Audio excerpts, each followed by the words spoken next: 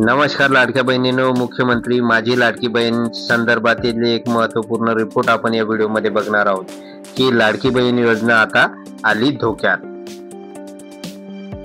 तर महिला भगिनींनो, महायुतीने लोकसभा निवडणुकांमधील दारुण पराभवानंतर विधानसभेमध्ये अपयशाचा फटका बसू नये यासाठी ऐन निवडणुकीच्या तोंडावर मुख्यमंत्री माझी लाडकी बहीण योजना आणली होती। या योजनेअंतर्गत महिलांना दर महिन्याला 1500 रुपये दिले जातात आणि विधानसभा निवडणुकीपूर्वी महिलांना या योजनेचे 5 हप्ते म्हणजे एकंदरीत रुपये 7500 दिले गेले। त्यामुळे महायुतीवरील लाडक्या बहिणींचा विश्वास वाढतच गेला आणि विधानसभा निवडणुकीत लाडक्या बहिणींनी महायुतीला प्रचंड मतदान केलं आणि महायुतीला बहुमताने विजयी करून दिलं। त्यानंतर पुन्हा महायुती सत्तेत आली। आता लाडक्या बहिणी रोजच विचारत आहे की पैसे कधी मिळणार। परंतु लाडक्या बहिणींनो, तुम्हाला आता सांगू इच्छितो की लाडकी बहीण योजना आता धोक्यात आलेली दिसून येते।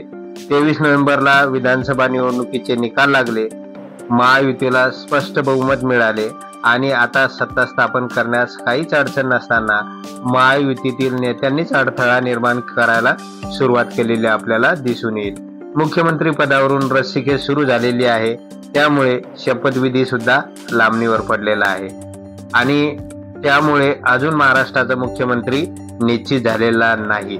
त्यामुळे महाराष्ट्राचा मुख्यमंत्री कोण होणार आहे, त्यामुळे जोपर्यंत मुख्यमंत्री व मंत्रिमंडळ निश्चित होणार नाही तोपर्यंत कोणत्याही योजनेबाबत निर्णय होणार नाही आणि त्यामुळे लाडक्या बहिणींना लाभ मिळू शकणार नाही।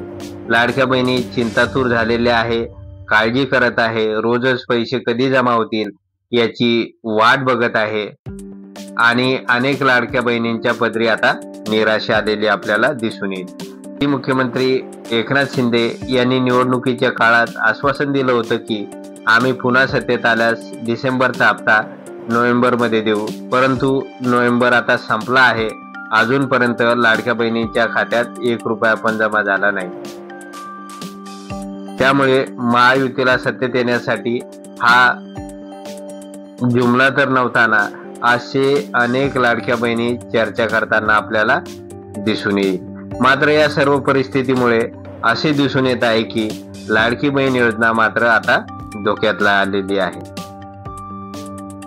तर लाडक्या बहिणींनो, आता आपल्याला फक्त वाट बघायची आहे, वेट करायचं आहे की जोपर्यंत या महाराष्ट्र राज्याचा मुख्यमंत्री निश्चित होणार नाही, मुख्यमंत्री एकदा निश्चित झाला त्यानंतरच मंत्रिमंडळ निश्चित होईल आणि मुख्यमंत्री व मंत्रिमंडळाचा शपथविधी झाल्यानंतर पुढे मात्र या योजनेसंदर्भातील धोरणात्मक निर्णय होणे अपेक्षित आहे। तोपर्यंत महाराष्ट्र राज्याचा मुख्यमंत्री निश्चित होणार नाही तोपर्यंत मात्र लाडकी बहीण योजना धोक्यात आलेली आपल्याला दिसून येईल।